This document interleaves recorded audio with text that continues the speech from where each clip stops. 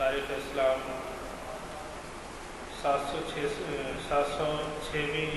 نشست، جس کو مخاطب کریں گے ڈاکٹر سید اسلام الدین مجاہد صاحب، اور موضوع ہوگا اسرائیل کے جارحانہ عزائم اور عالم اسلام۔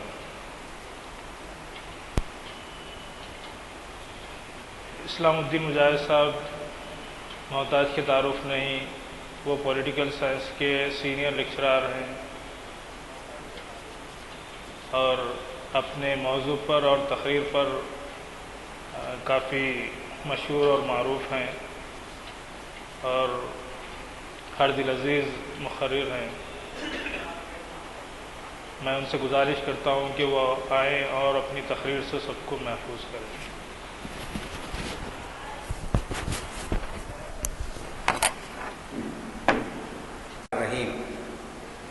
والذین جاہدوا فینا لنہدینہم سبلنا، وقال اللہ تعالی فی مقام آخر تلک الایام نداولها بین الناس، صدق اللہ العظیم۔ قابل احترام بزرگان ملت اور عزیز نوجوان ساتھیو، السلام علیکم ورحمۃ اللہ وبرکاتہ۔ تاریخ اسلام کی 706ویں نشست کے موقع پر جس عنوان کا میں نے انتخاب کیا ہے وہ اسرائیل کے جارحانہ عزائم اور عالم اسلام ہے۔ فلسطین کی تاریخ سے ہم سبھی اچھی طریقے سے واقف ہیں اور مسجد اقصیٰ کا جو تقدس ہے اور اس تعلق سے جو ذمہ داری ہم پر عائد ہوتی ہے اس سے بھی ہم بخوبی واقف ہیں۔ حالیہ واقعات بھی آپ اخبارات میں پڑھ رہے ہوں گے، خاص طور پر عید الاضحیٰ کے بعد فلسطین کے حالات جس انداز میں دھماکہ صورتحال اختیار کر چکے ہیں اور مسلسل وہاں پر قتل و غارت گری کا جو بازار گرم ہے، اور خاص طور پر صورتحال اس قدر خطرناک ہو گئی ہے کہ فلسطینیوں کو مسجد اقصیٰ میں نماز پڑھنے کی بھی اجازت نہیں دی جا رہی ہے۔ ایک 18 سالہ طالبہ کا قتل سر بازار کر دیا گیا جس پر دنیا کی طرف سے کوئی احتجاج بھی نہیں ہوا۔ اس طریقے کی صورتحال میں لازمی چیز ہے کہ امت مسلمہ کے ایک فرد ہونے کے ناطے ہم اتنے دور دراز علاقے میں رہتے ہوئے بھی مسجد اقصیٰ کو یاد کرنا، اس کی بازیابی کے لیے جد و جہد کرنا، یہ ہمارے ایمان کے فرائض میں شامل ہے۔ اس غلط فہمی کو میں سب سے پہلے دور کرنا چاہتا ہوں کہ مسلمانوں کا بعض طبقہ یہ سمجھتا ہے کہ بیت المقدس کا معاملہ عربوں سے تعلق رکھتا ہے، عربوں کو اس تعلق سے جد و جہد کرنی چاہیے، ان کو اس معاملے میں آگے آنا چاہیے۔ جہاں تک آگے آنے کی بات ہے وہ یقیناً اپنی جگہ صحیح ہے، لیکن دنیا کے کسی بھی خطے میں جو مسلمان آباد ہے اس پر بھی مسجد اقصیٰ کی بازیابی کی ذمہ داری اتنی ہی عائد ہوتی ہے جتنی کہ فلسطین میں رہنے والے فلسطینیوں پر عائد ہوتی ہے۔ وہ اس لیے کہ مسجد اقصیٰ مسلمانوں کا قبلہ اول ہے۔ آپ جانتے ہیں کہ اللہ تعالیٰ نے اسے قبلہ اول کا مقام عطا فرمایا اور مسلمان اس کی طرف رخ کر کر ایک طویل عرصے تک نماز ادا کرتے رہے ہیں، اسے اپنا قبلہ مانتے رہے ہیں۔ پھر اس کے بعد آپ یہ بھی جانتے ہیں یہ انبیاء کی سرزمین ہے۔ حضور اکرم صلی اللہ علیہ وسلم کو جو معراج کا سفر شروع ہوا وہ دراصل مسجد اقصیٰ سے ہی شروع ہوا ہے، بیت المقدس سے ہی اس کا آغاز ہوا ہے۔ پھر اسی طریقے سے یہ بات بھی آپ پڑھتے ہیں کہ اللہ تعالیٰ نے 3 مقامات کو بڑی بزرگی عطا فرمائی ہے جس میں مسجد اقصیٰ بھی شامل ہے۔ مسجد حرام، مسجد نبوی اور مسجد اقصیٰ، ان تینوں مقامات کو اللہ تعالیٰ نے بڑی بزرگی عطا فرمائی ہے۔ تو اس طریقے سے یہ ساری صورتحال کو سامنے رکھتے ہوئے ہم کو یہ دیکھنا چاہیے کہ وہ مسجد اقصیٰ جو سارے مسلمانوں کے لیے ایک ایمان کی علامت کی حیثیت رکھتی ہے، اور وہ سرزمین جو انبیاء کی سرزمین ہے، اس سرزمین پر اگر قتل و غارت گری کا بازار گرم ہوتا ہے اور اسلام دشمن طاقتیں وہاں پر مختلف سازشیں کرنے لگتی ہے اور جو لوگ وہاں اہل اسلام آباد ہیں ان کو وہاں سے نکال باہر کرنے کی کوشش کی جاتی ہے، تو لازمی چیز ہے کہ ہمارے لیے یہ بڑی تشویش کی بات بن جاتی ہے اور سارے عالم اسلام کو اس پر بہرحال اپنی فکر اور تردد کا اظہار کرنا چاہیے۔ چنانچہ میں آج کی اس محفل میں آپ کے سامنے ان تاریخی حقائق کو رکھنا چاہتا ہوں جس کے ذریعے سے آپ کے سامنے یہ بات واضح ہو سکے کہ فلسطین اور خاص طور پر مسجد اقصیٰ سے مسلمانوں کی جو وابستگی ہے، والہانہ وابستگی، وہ کس بنیادوں پر ہے۔ سب سے پہلی بات تو یہ ہے کہ 2000 برس سے دنیا میں کہیں پر بھی یہودیوں کو جائے مقام نہیں ملا۔ یہ عرب تھے جنہوں نے وہاں پر لا کر ان کو آباد کیا اور ان کو جائے پناہ عطا کی، ورنہ یہ قوم پوری دنیا میں بھٹک رہی تھی۔ ان کے لیے ان کا اپنا کوئی وطن نہیں تھا اور ہمیشہ وہ یہ تصور کرتے تھے کہ ہم اسی طریقے کی بے وطنی کی زندگی بسر کریں گے۔ لیکن 1948 میں جب وہاں پر ایک غاصبانہ قبضے کے ذریعے اسرائیلی مملکت قائم کر دی گئی، پھر آپ دیکھتے ہیں کہ 1948 کے بعد سے مسلسل وہاں پر فلسطینیوں پر ظلم اور زیادتی کا ایسا بازار گرم کیا گیا کہ دنیا کے اندر کوئی تاریخ اس کو بیان کرنے سے قاصر ہے۔ حالانکہ عربوں نے ان کو وہاں پر آباد کیا اور صدیوں سے وہاں پر وہ جو بھٹک رہے تھے ادھر ادھر، ان کو ایک مقام عطا کیا گیا۔ لیکن اس کے باوجود آپ جانتے ہیں کہ جو لوگ ان کے محسن تھے ان پر ہی انہوں نے ظلم اور بربریت کا رویہ اختیار کیا۔ 1-2 صدیاں نہیں بلکہ تاریخ بتاتی ہے کہ 18 صدیوں تک یہودی قوم ادھر ادھر بھٹکتی رہی ہے۔ یہ کوئی معمولی بات نہیں ہے، 100 سال کی ایک صدی ہوتی ہے۔ اس طریقے سے 18 صدیوں تک آپ دیکھتے ہیں کہ ان کو کہیں پر بھی جائے پناہ نہیں ملی۔ لیکن یہ مسلمان تھے اور مسلمان ممالک تھے جنہوں نے ان کو وہاں پر اس طریقے کا وہاں پر قائم ہونے کا موقع دیا۔ پھر جب سلطنت عثمانیہ کو زوال آنے لگا اور سلطان عبدالحمید جو وہاں پر برس اقتدار تھے، ان سے انگریزوں نے یہ بات کی کوشش کی کہ کسی طریقے سے یہ جو آباد ہوئے وہاں پر ان کا مستقل ان کو وہاں پر جائے پناہ دے دی جائے، ان کی ایک مملکت قائم کر دی جائے۔ چنانچہ آپ جانتے ہیں کہ 1901 میں جو صہیونی تحریک شروع ہوئی، فری میسن تحریک جو شروع ہوئی، اس کے لیڈر نے باضابطہ سلطان ترکی کو ایک پیغام پہنچایا تھا۔ اس پیغام کے الفاظ یہ تھے کہ اگر سلطان فلسطین کو یہودیوں کا فوق قومی وطن بنانے کی اجازت دے دیں تو ہم آپ کے وہ سارے قرضے معاف کر دیں گے جو پہلے جنگ عظیم کے دوران آپ پر مسلط کیے گئے تھے۔ لیکن بہرحال سلطان عبدالحمید ایک غیور مسلمان تھا، اس نے کہا کہ میں ہر چیز کو برداشت کر سکتا ہوں، ہر قسم کی جو ہے نا اپنی شکست کو برداشت کر سکتا ہوں، لیکن جب تک کہ میں موجود ہوں وہاں پر جو ہے نا کوئی یہودی مملکت قائم نہیں ہو سکتی ہے۔ آپ غور فرمائیے کہ یہ مسئلہ یعنی کتنا پرانا ہے اور کس طریقے کی وہاں پر سازشیں ہوتی رہی ہے اور کس طریقے سے وہاں پر کوشش ہوتی رہی کہ کسی طریقے سے یہودیوں کو لا کر وہاں پر بسا دیا جائے۔ چنانچہ جب سلطان نے یہ بات کہہ دی کہ میرے ہوتے ہوئے وہاں پر کوئی جو ہے نا یہودی مملکت قائم نہیں ہو سکتی ہے، تو پھر انگریزوں نے اپنی ریشہ دوانیاں شروع کر دی ہیں۔ انگریزوں کی تاریخ آپ جانتے ہیں اور ان کی پالیسی سے بھی ہم بخوبی واقف ہیں کہ ڈیوائڈ اینڈ رول کی پالیسی، تقسیم کرو اور حکومت کرو۔ چنانچہ جب پہلی جنگ عظیم کے بعد ہم دیکھتے ہیں کہ کسی طریقے سے وہاں پر انہوں نے اپنی جو ہے نا ایک ایسی طاقت کو وہاں پر قائم کرنے کی کوشش کی، ایک ایسی قوم کو وہاں پر لا کر بسانے کی کوشش کی جو اسلام دشمنی میں سب سے آگے تھے، جو مسلمانوں کے خون کے پیاسے تھے۔ چنانچہ آپ جانتے ہیں کہ عربوں کے اندر عربی قومیت کا جذبہ پیدا کیا گیا۔ جیسا کہ میں نے بھی کہا آپ کے سامنے کہ آج کے دور میں بھی بعض لوگ یہ سمجھتے ہیں کہ فلسطین کا مسئلہ عربوں سے تعلق رکھتا ہے، عام مسلمانوں سے یا سارے دنیا کے مسلمانوں سے اسے کوئی لینا دینا نہیں ہے۔ تو یہی سبق انگریزوں نے اس دور میں پڑھایا تھا اور انگریزوں نے کہا تھا کہ یہ جو مسئلہ ہے یہ عربی قومیت کا مسئلہ ہے، لہٰذا اس میں تم کو انوالو ہونے کی ضرورت نہیں ہے۔ یعنی جو دوسرا عالم عرب کے جو علاقے تھے ان کو اس سے بالکل علیحدہ کر کے رکھا گیا۔ پہلی چیز جو انتشار اور افتراق پیدا ہوا یہودیوں کی سازشوں کے نتیجے میں، ترکوں اور عربوں میں جو خلیج پیدا کر دی گئی، وہ خلیج بنیاد بنتی ہے ایک ناجائز مملکت کے قیام کی۔ ہمیشہ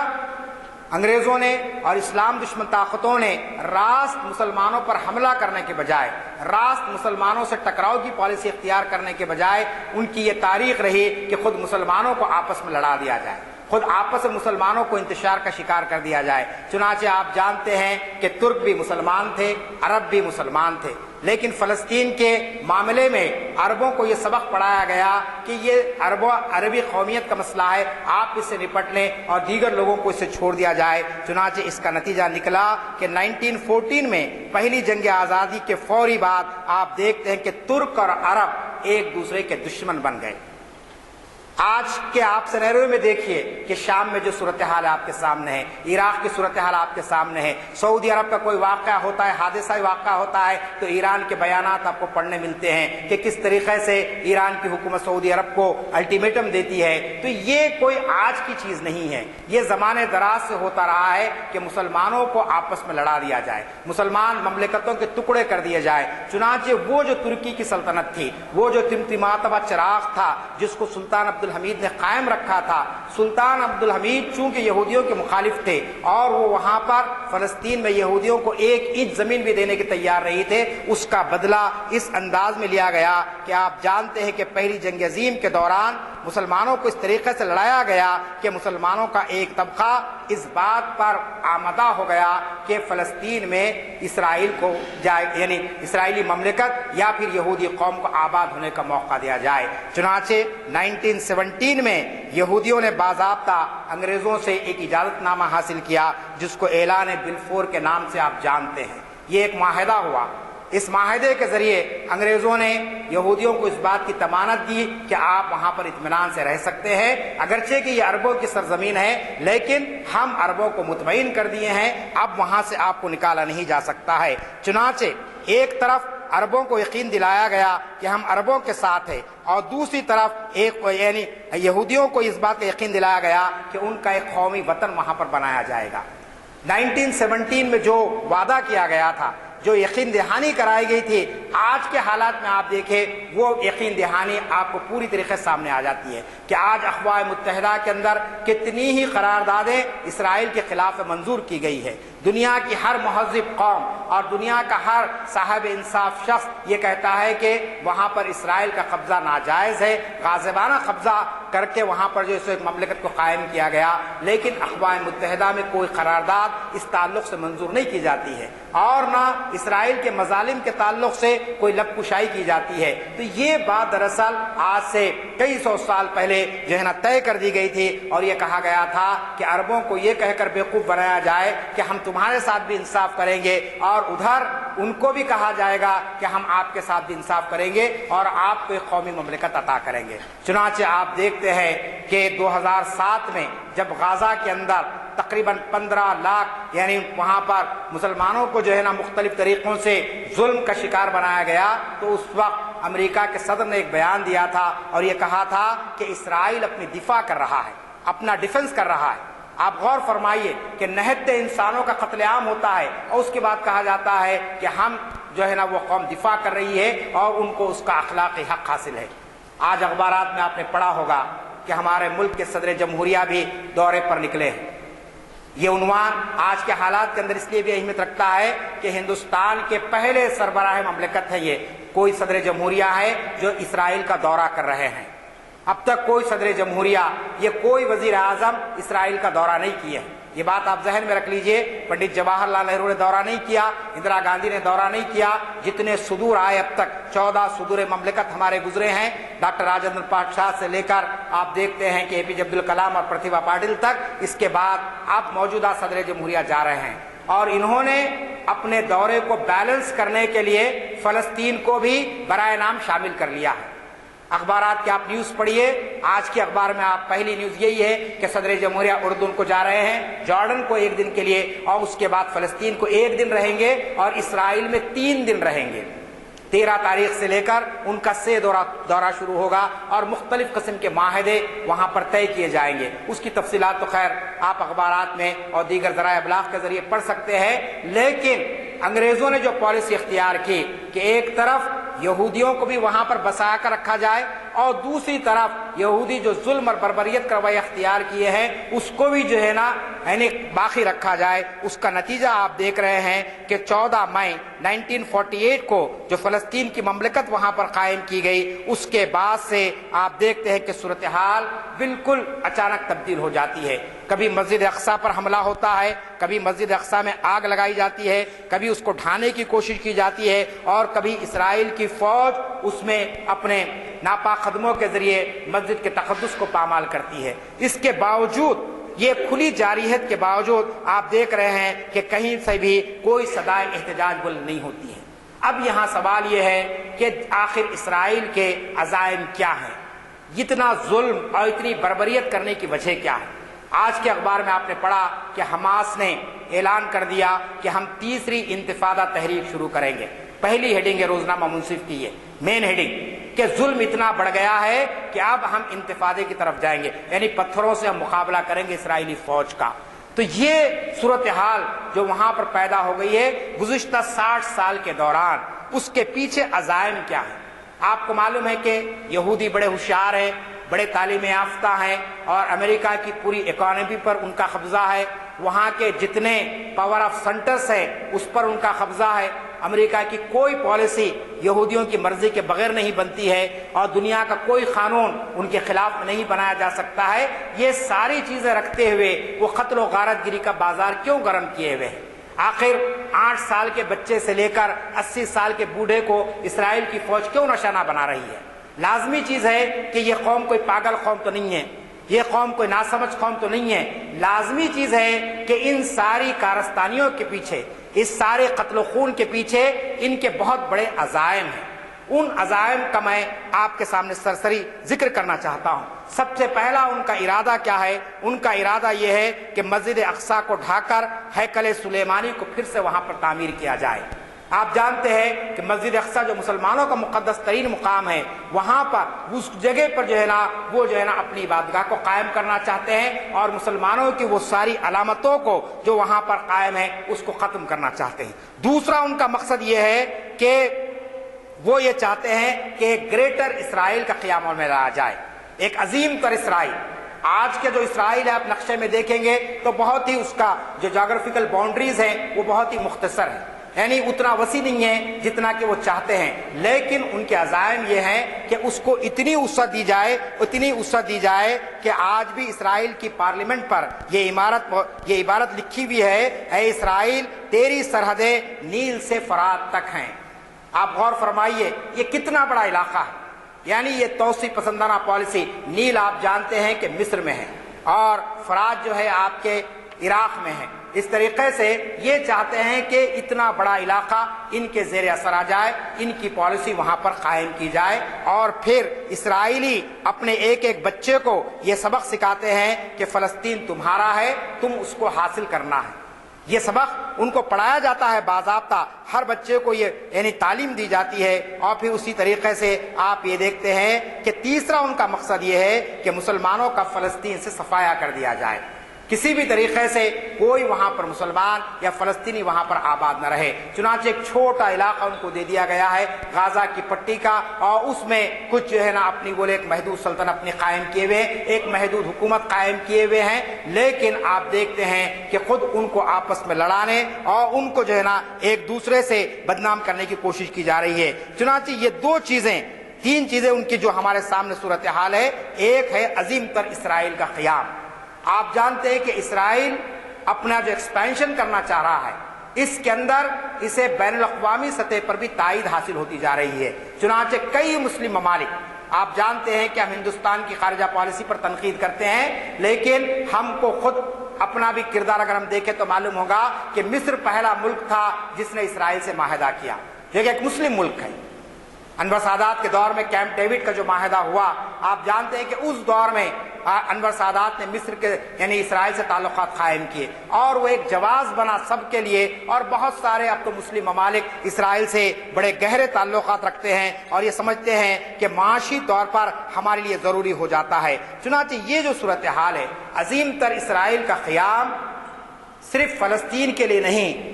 صرف عربوں کے لیے نہیں، بلکہ پوری امت مسلمہ کے لیے ایک بہت بڑا چیلنج بن کر سامنے آیا ہے۔ کیوں؟ اس لیے کہ آپ جانتے ہیں کہ اسرائیل جن پالیسیوں کو لے کر چل رہا ہے اس کی نمبر 1 جو پالیسی ہے وہ یہی ہے کہ اسلام دشمنی،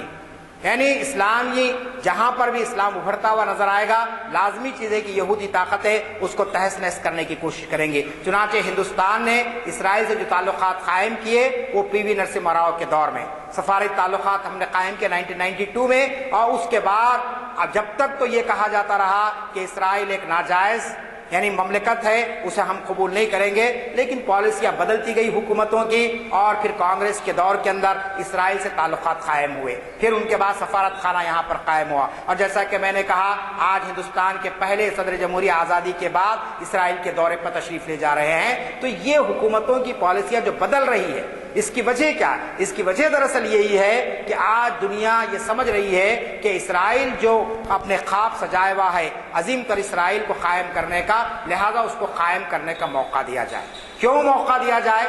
آپ دیکھ رہے ہیں کہ ہمارے اپنے ملک کے اندر ایک ایسی پارٹی، ایک ایسی حکومت برسر اقتدار آئی ہے جو ہے نا ہندوستان کی وہ ہزاروں سال روایات اور وہ تہذیب و تمدن جو ہندوستان کو متحد کر کے رکھا ہوا ہے اس کو پارا پارا کرنے کے در پہ ہے۔ یہ میں نہیں کہہ رہا ہوں بلکہ غیر مسلم دانشور، غیر مسلم صحافی اور وہ سارے لوگ جو اس ملک کو متحد رکھنا چاہتے ہیں، جو اس ملک میں سیکولرزم کو رواج دینا چاہتے ہیں، جو اس ملک میں انسانیت کو فروغ دینا چاہتے ہیں اور جو اس ملک کی سالمیت اور اس کی یکجہتی کو برقرار رکھنا چاہتے ہیں، وہ سارے لوگ آج یہ کہہ کر چیخ رہے ہیں کہ آج یہ ملک ایک خاص تہذیب کی طرف جا رہا ہے، ایک خاص مذہب کی طرف جا رہا ہے، اس کو روکنا ہر محب وطن کی ذمہ داری ہے۔ چنانچہ آپ جانتے ہیں کہ اسرائیل سے ہندوستان کے جو تانے بانے قائم ہو رہے ہیں اور جس قسم کی پالیسی اختیار کی جا رہی ہے وہ دراصل عظیم تر اسرائیل کے قیام کا مقصد ہے، اور اگر عظیم تر اسرائیل قائم ہو جائے گا تو لازمی چیز ہے کہ سب سے بڑا جو مسئلہ پیدا ہوگا وہ امت مسلمہ کے ساتھ ساتھ دنیا کے امن کے لیے ایک بہت بڑا چیلنج بن جائے گا۔ آج اقوام متحدہ ہمارے سامنے موجود ہے، 192 کنٹریز اس کے ممبرس ہیں، اور ان میں سے تقریباً 150 ممالک اس بات کو تسلیم کرتے ہیں کہ اسرائیل کا جو قیام عمل میں لایا گیا ہے 1948 میں وہ بالکل غلط ہے، انٹرنیشنل لاز کے خلاف میں ہے، انسانی حقوق کی جس انداز میں وہاں پر خلاف ورزی ہو رہی ہے اس کے خلاف میں ہے، لیکن اس کے باوجود آپ دیکھتے ہیں کہ اقوام متحدہ اس معاملے میں کوئی ٹھوس کارروائی کرنے سے آج بھی جو ہے ہم کو ناکام نظر آتا ہے۔ اس کی وجہ کیا ہے؟ اس کی وجہ دراصل یہ ہے کہ اسرائیل نے اقوام متحدہ کے میجورٹی ارکان کو اپنے طرف کر لیا ہے، اور یہ لوگ اس موقع پر جب بھی اسرائیل کے تعلق سے کوئی قرارداد منظور کی جاتی ہے تو اس پر جو ہے نا کوئی جو ہے نا یعنی اپنے ووٹ اس کی تعینی اس کی مخالفت میں ووٹ نہیں ڈالتے ہیں۔ لازمی چیز ہے کہ جب اس کی مخالفت میں ووٹ نہیں ڈالا جاتا ہے تو اس کے معنی یہ ہو گئے کہ اسرائیل جو کچھ مظالم کر رہا ہے اس کو قبول کر لیتی ہے دنیا، اور اس طریقے سے وہاں پر ظلم اور بربریت کا رویہ رائج ہے۔ پھر جیسا کہ میں نے کہا کہ دنیا پر یہودیوں کی حکمرانی یہ ان کا خواب ہے، انڈائریکٹ تو آپ دیکھ رہے ہیں کہ اس وقت یہودی حکومت کرے، جیسا کہ میں نے آپ سے کہا کہ مغربی ممالک اور خاص طور پر امریکن ممالک کو اگر آپ دیکھیں گے تو وہاں پر امریکہ کی جو بھی پالیسی ہے وہ یہودیوں کے خلاف میں نہیں بن سکتی ہے، کیوں کہ سارے پاور سینٹرز ان کے ہاتھ میں ہیں، لہذا وہ یہ چاہتے ہیں کہ پوری دنیا پر ان کی حکمرانی قائم ہو جائے۔ اب لازمی چیز ہے حکمرانی قائم کرنے کی جو قوم خواب دیکھ رہی ہے تو وہ اس انداز میں آگے بڑھے گی کہ وہ میڈیا پر اس کا اثر ہوگا اور دیگر شعبوں پر وہ اپنے آپ پر قبضہ کرنے کی کوشش کرے گی۔ چنانچہ اس صورتحال کے اندر ہم یہ دیکھ رہے ہیں کہ آج عرب ممالک، عالم اسلام، اسرائیل کے جارحانہ عزائم اور عالم اسلام، اب آپ پلٹ کر دیکھیں عالم اسلام کی صورتحال کیا ہے کہ عالم اسلام کس طریقے سے ان چیلنجز کا مقابلہ کر سکتا ہے یا اسے کرنا چاہیے۔ اس کے تعلق سے آپ کو معلوم ہونا چاہیے کہ عربوں نے انڈائریکٹ طور پر جو پالیسی بنائی ہے وہ پالیسی یہ ہے کہ عربوں کی جو زکوٰۃ ہے وہ فلسطینیوں میں تقسیم کر دی جائے۔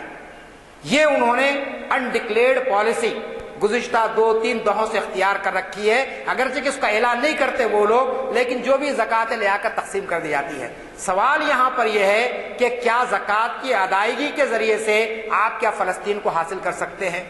کیا آپ بیت المقدس کو حاصل کر سکتے ہیں؟ لازمی چیز ہے کہ عرب یہ سمجھ رہے ہیں کہ ہم جو مالیہ ہمارے پاس جو پیسہ ہے بس تھوڑا سا خیرات کر دیا جائے اور ہماری ذمہ داری ختم ہو جائے گی. یا پھر عربوں کے اندر جو بیماری پیدا ہو گئی ہے وہ یہ ہے کہ آج بہت سارے عرب ممالک جو تیل کی دولت سے بھی مالا مال ہے، جن کی اپنی فوج بھی کچھ حد تک ہے، لیکن اس کے باوجود وہ اسرائیل سے اس معاملے میں راست ٹکراؤ اس لیے نہیں چاہتے ہیں کہ وہ خود بھی دراصل امریکہ کے جو ہے نا مفادات کی تکمیل میں لگے ہوئے ہیں. آپ کوئی عرب ملک دعویٰ نہیں کر سکتا ہے کہ اس کی پالیسی، چاہے وہ انٹرنل پالیسی ہو چاہے وہ ایکسٹرنل پالیسی ہو، وہ جو ہے نا امریکن پالیسی سے ٹکراتی ہو یا پھر ان کے مشورے کے بغیر طے کی گئی ہو. سعودی عرب سے لے کر سارے ممالک آپ جانتے ہیں کہ آج اگر کسی کے زیر اثر ہیں تو وہ ان ویسٹرن ممالک کے زیر اثر ہیں. لازمی چیز ہے کہ جب یہ ان ممالک کے زیر اثر ہیں تو وہ اسرائیل کے خلاف میں کوئی سخت اقدام نہیں کر سکتے ہیں. یہ عالم اسلام کی صورتحال ہے. جہاں تک عالم اسلام کی مادی معاملات ہیں، ہم جانتے ہیں کہ اس وقت دنیا کے نقشے پر 57 اسلامی ممالک ہیں. ایک دو نہیں ہیں، 57 اسلامی ممالک ہیں. اور اگر یہ 57 اسلامی ممالک کے اندر اسلامی جذبہ اگر پیدا ہو جائے اور اگر ان کے اندر وہ جذبہ جو قرون اولیٰ کے مسلمانوں میں تھا، جس کی تاریخ میں آپ کے سامنے رکھنا چاہتا ہوں کہ 1187 عیسوی میں سلطان صلاح الدین ایوبی نے جو بیت المقدس پر قبضہ کیا تو آخر اس کے پاس ایسی کون سی غیر معمولی طاقت تھی؟ صرف ایک ایمان کی حرارت تھی، ایک جذبہ تھا کہ یہ مسلمانوں کا قبلہ اول ہے، اسے مجھے حاصل کرنا چاہیے. سلطان صلاح الدین ایوبی کی یعنی فوجی طاقت اور آج کی فوجی طاقت کو اگر آپ دیکھیں گے تو آپ یہ کھلا محسوس کر سکتے ہیں کہ آج اللہ تعالیٰ نے عربوں کو اس سے کئی گنا زیادہ عطا کیا ہے. کئی زیادہ ان کے پاس ذرائع اور وسائل موجود ہے، لیکن اس کے باوجود وہ اس جانب توجہ نہیں کرتے ہیں. پھر اسی طریقے سے آپ جانتے ہیں کہ دیگر لوگوں نے، نور الدین زنگی نے جس طریقے سے وہاں پر اس پر جو ہے فوج کشی کی تھی، یا پھر اس کے بعد کے حکمرانوں جس طریقے سے وہاں پر جو ہے نا اپنی ذمہ داری کو محسوس کیا تھا، آج عالم اسلام اس ذمہ داری کو محسوس نہیں کر رہا ہے. اور اس ذمہ داری کو محسوس نہ کرنے کا نتیجہ یہ نکل رہا ہے کہ اسرائیل جس کا کہ میں نے کہا کہ جغرافیائی جو اس کی باؤنڈریز ہیں وہ بہت ہی مختصر ہے، لیکن اس کے اثرات آج پوری دنیا میں پھیلتے جا رہے ہیں. اس کا مقابلہ کرنے کے لیے میں آپ کے سامنے 2-3 باتیں رکھنا چاہتا ہوں. سب سے پہلی بات، جیسا کہ میں نے کہا کہ کسی بھی یعنی آپ مقصد کو حاصل کرنے کے لیے، کسی بھی جذبے کو حاصل کرنے کے لیے اس مسئلے کی آپ کو یعنی حقیقت معلوم ہونی چاہیے. جب تک کہ آپ کے سامنے حقیقت نہیں آئے گی، لازمی چیز ہے کہ آپ اس معاملے میں کوئی جد و جہد نہیں کر سکتے ہیں. میں نے آپ کے سامنے مختصراً حقیقت یہ رکھ دی کہ مسجد اقصیٰ کا کیا مقام ہے. ایک ایمان کی علامت ہے اور اس کے تعلق سے جد و جہد کرنا لازمی چیز ہے، ہم سب کی ذمہ داری ہے. اور پھر دوسری بات یہ ہے کہ ذرائع اور وسائل کا استعمال اگر آپ نہیں کرتے ہیں تو لازمی چیز ہے کہ دنیا کے اندر آپ کوئی بڑا انقلاب نہیں لا سکتے ہیں. آج میڈیا یہودیوں کا ہے، جو کچھ خبریں وہاں سے آتی ہے اسی کو ہم پڑھ کر مطمئن ہوتے ہیں. کیا عالم اسلام اپنا کوئی میڈیا نہیں جاری کر سکتا ہے؟ کوئی اخبار، کوئی میگزین، کوئی آپ کا جو نا ٹی وی چینل یا کوئی ایسی چیز جس کے ذریعے سے حقائق دنیا کے سامنے آ سکے. لیکن بڑی افسوس کی بات یہ ہے کہ ہمارا یعنی عالم اسلام کے اندر ان کا اپنا کوئی میڈیا آپ کو نظر نہیں آتا ہے. جو کچھ خبریں آپ ہم پڑھتے ہیں وہ مغرب سے چھن کر آپ کے پاس آتی ہیں اور آپ اسے پڑھ کر اپنے طور پہ تبصرہ کرتے ہیں. لازمی چیز ہے کہ جس گروہ کے پاس جب تک کہ ایسی کوئی طاقت نہ ہو ذرائع ابلاغ کی جس کے ذریعے سے دنیا کے سامنے آپ مظلومیوں کی مظلومیت کو نہیں پیش کر سکیں گے، اس وقت دنیا یہ مظلوم کو بھی ظالم سمجھے گی. آج آپ جانتے ہیں کہ لوگ فلسطینیوں کے تعلق سے بھی یہ کہہ رہے ہیں کہ صاحب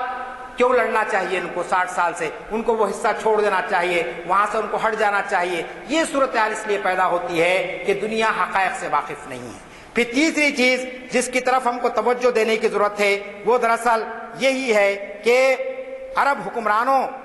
کے اندر خوف آخرت کا جذبہ ہو تاکہ وہ اپنی ذمہ داری کو محسوس کر سکے. آپ جانتے ہیں کہ عرب اپنی عیش میں اور اپنی مستی میں پڑے ہوئے ہیں، ان کو اس بات کی فکر نہیں ہے کہ ہزاروں مسلمان وہاں پر یعنی بے تکے انداز میں کاٹے اور مارے جا رہے ہیں، لیکن اس کے باوجود ان کے اندر کسی قسم کی کوئی حرکت پیدا نہیں ہوتی ہے۔ تو لازمی چیز ہے کہ یہ دراصل ایمانی جذبے کی کمی ہے، یا پھر ان کے اندر یہ چیز پیدا ہو گئی جو نبی کریم صلی اللہ علیہ وسلم نے فرمایا تھا کہ میری امت، ایک حدیث میں یہاں پر کوٹ کر رہا ہوں، بہت ہی مشہور یہ واقعہ ہے نبی کریم صلی اللہ علیہ وسلم کی حیات طیبہ کا، کہ آپ صلی اللہ علیہ وسلم صحابہ کے درمیان میں بیٹھے ہوئے تھے اور وہاں پر اچانک آپ کا چہرہ بڑا متغیر ہو گیا، اور متغیر ہونے کے بعد صحابہ کرام نے پوچھا کہ اللہ کے رسول کیا بات ہے کہ آج آپ نے کوئی بات کہے بغیر آپ کے چہرے پر اس قسم کے تاثرات آ گئے؟ نبی کریم صلی اللہ علیہ وسلم نے فرمایا کہ میں اس دن سے ڈر رہا ہوں جب کہ دیگر قومیں میری امت پر اس طرح ٹوٹ پڑیں گے جس طریقے سے کہ مردار جانور کو کھانے کے لیے چیل اور کوے یا گدھ ٹوٹ پڑتے ہیں۔ یہ حدیث کے الفاظ ہیں۔ نبی کریم صلی اللہ علیہ وسلم نے فرمایا کہ اس طریقے سے دیگر قومیں میری امت پر ٹوٹ پڑیں گی جس طریقے سے مردار جانور کو کھانے کے لیے یعنی چیل اور کوے ٹوٹ پڑتے ہیں۔ صحابہ نے عرض کیا کہ اللہ کے رسول کیا آپ کی امت اس وقت کم تعداد میں ہوگی؟ آپ صلی اللہ علیہ وسلم نے فرمایا کہ میری امت اس وقت بہت بڑی تعداد میں ہوگی، دنیا کا کوئی حصہ اور دنیا کا کوئی خطہ اہل اسلام سے خالی نہ ہوگا۔ تب صحابہ کرام نے پوچھا کہ اللہ کے رسول جب یہ حالت ہوگی تو پھر آپ کی امت پر یہ صورتحال کیوں پیدا ہو جائے گی؟ آپ صلی اللہ علیہ وسلم نے فرمایا کہ میری امت کی حالت اس لیے ہوگی کہ ان میں 2 بیماریاں پیدا ہو جائیں گی۔ صحابہ نے پوچھا کیا؟ آپ نے اس کے وہن کا لفظ استعمال کیا، وہن، اور اس کے بعد تفصیل کہی کہ وہن سے مراد یہ ہے کہ میری امت میں دنیا سے محبت اور موت سے فرار کی کیفیت پیدا ہو جائے گی۔ جب یہ کیفیت پیدا ہو جائے گی تو امت کا یہ حال ہو جائے گا۔ یہ حدیث آپ نے بار بار ہمارے علماء کرام سے سنی ہوگی، واعظین سنی ہوگی کہ امت میں جب وہن کی کیفیت پیدا ہو جائے گی تو پھر یہ امت کا حال ایسا ہو جائے گا کہ جس طریقے سمندر کا جھاگ کی کیفیت ہوتی ہے وہ کیفیت پیدا ہو جائے گی۔ آج مسئلہ فلسطین کو دیکھتے ہم تو یہی کچھ صورتحال ہمارے سامنے آتی ہے کہ امت کی اتنی بڑی کثرت اور پھر وسائل کی اتنی کثرت، اس کے باوجود ظلم اور بربریت کا یہ معاملہ کہ یہ امت جو ہے نا اس ظلم کو سہتے چلی جا رہی ہے اور اس کے خلاف میں کوئی احتجاج بلند نہیں کرتی ہے، تو معلوم یہ ہوتا ہے کہ ہمارے اندر، ہمارے سے مراد ہمارے جو صاحب اختیار ہیں، چاہے وہ بادشاہ وقت ہو، حکمران وقت ہو، ان کے اندر دنیا کی محبت اتنی رچ بس گئی ہے کہ وہ اپنے بھائیوں پر ہونے والے ظلم کی طرف دیکھنا بھی نہیں چاہتے ہیں اور اسے روکنا بھی نہیں چاہتے ہیں۔ لازمی چیز ہے یہ صورتحال امت مسلمہ کے لیے بڑی جو ہے نا خطرناک بن جاتی ہے۔ تو میں آپ سے یہ کہنا چاہتا ہوں کہ اسرائیل کے جن عزائم ہمارے سامنے بے نقاب ہوتے جا رہے ہیں اور ان کے جو اقدامات ہیں، خاص طور پر آپ جیسا کہ میں نے کہا کہ عید الاضحیٰ کے بعد کے اخبارات آپ پڑھیے تو خود آپ کے سامنے بات واضح ہو جائے گی کہ اب وہ فلسطین سے زیادہ مسجد اقصیٰ پر یلغار کرنا چاہتے ہیں۔ مسلمانوں کو وہاں پر نماز پڑھنے سے روک دینا یہ خود اتنا بڑا جرم ہے کہ اس پر ان کو بین الاقوامی سطح پر اس پر مقدمہ چلنا چاہیے تھا، لیکن کوئی اس کے لیے تیار نظر نہیں آتا ہے۔ اور پھر ان کی آبادیوں میں گھس کر فلسطینیوں پر ظلم اور بربریت کے بازار گرم کرنا، کئی دن تک آپ جانتے ہیں کہ وہاں پر لائٹ بند کر دی جاتی ہے، وہاں پر ان کے لیے پانی کا پینے کا یعنی سہولتیں نہیں دی جاتی ہے، دوائیں نہیں پہنچ سکتی ہے۔ یہ جو صورتحال ہے، اس صورتحال کا مقابلہ کرنے کے لیے لازمی چیز ہے کہ امت مسلمہ کو اپنی ذمہ داری کا احساس کرنا چاہیے۔ میں آپ سے یہی بات کہتے ہوئے اپنی گفتگو ختم کرنا چاہتا ہوں، جیسا کہ میں نے کہا کہ یہ دراصل ہمارے جو ہے نا پوری امت مسلمہ کا مسئلہ ہے، یہ ایک علاقے کا مسئلہ نہیں ہے۔ بعض لوگ کہتے ہیں کہ صاحب یہ خطے کا مسئلہ ہے، ایک زمین کا مسئلہ ہے۔ یہ زمین کا مسئلہ نہیں ہے، بلکہ یہ دراصل ایک ظلم کے خلاف میں اٹھ کھڑے ہونے کا مسئلہ ہے، یہ مظلوموں کے خلاف میں اٹھ کھڑے ہونے کا مسئلہ ہے۔ اور جیسا کہ میں نے آپ کے سامنے کہا کہ یہ علاقہ شروع سے عربوں کا رہا ہے اور کبھی بھی وہاں پر یہودی آباد نہیں تھے، یہ تو مسلمان تھے جنہوں نے وہاں پر یہودیوں کو یعنی جائے پناہ دی تھی، جبکہ کوئی اور قوم ان کو قبول کرنے کے لیے تیار نہیں تھی۔ لہٰذا ان کو وہاں پر بین الاقوامی سطح پر جس طریقے سے جیسے لوگوں کو کوشش کرنی چاہیے اس انداز میں بین الاقوامی سطح پر کوشش نہیں ہو رہی ہے، جس کے نتیجے میں وہاں پر انسانی حقوق کی پامالی ہو رہی ہے، ہزاروں انسانوں کا قتل عام ہو رہا ہے اور ناجائز طور پر وہاں پر غاصبانہ قبضہ کیا جا رہا ہے۔ ایسی صورتحال کے اندر ہم ہندوستان میں رہتے ہوئے اگرچہ کہ ذاتی